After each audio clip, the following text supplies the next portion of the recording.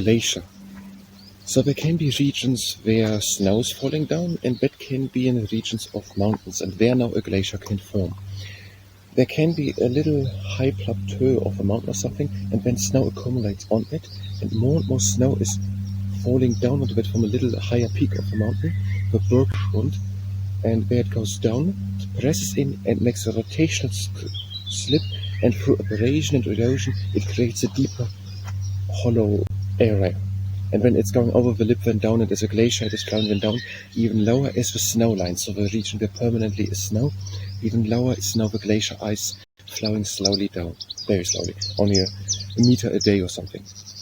And it can be kilometers long, so it can take many years, decades even, if it ends at the end. Some people have lost things in it, and they took them decades to come down at the end.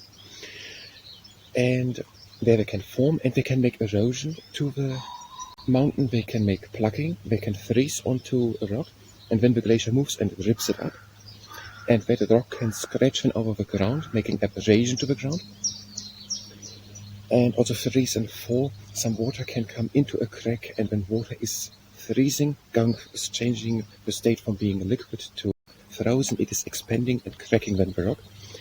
And when more rocks going with it, all the rocks transported with it are called moraine. If they are very fine, they're called rock floor. And they are then going down and ending then as a terminal moraine at the snout of a glacier, maybe as a drumlin, a low hill, or as a rocher mountain, but that is not a moraine. A rocher mountain can be there. There is the glacier going over, or the ice sheet over a rock, making scratches into it, making it smooth on one side, and on the other side it is ripping away parts of the rock. And the lateral moraine are the rocks at the sides. Medial moraine, some two glaciers can meet over along another mountain, and making then medial moraine, and the ground moraine at the bottom. There were ice ages. For example, one was 15,000 years ago. There was Europe covered with ice sheets, and the northern part of England, for example, in the book used. And there were then boulders, big rocks, even transported with the ice many kilometers away, and also with different materials laid down in different places. And different areas of the country consist now out of these material brought there, and where some cliffs are existing out of it, that is eroding differently because it is material brought there with glaciers. And there can be also fjords. By a fjord there was a valley which has been digged deeper through a glacier over thousands of years with the erosion, and now the glacier was lying deeper as the sea level, and now the water is flowing in it after the ice has melted and the ice age had ended, and now the water is standing in it, a very long, maybe over 100 kilometers long, but narrow valley, just 5 kilometers wide, all full of water, deep also. There can be also ribbon lakes.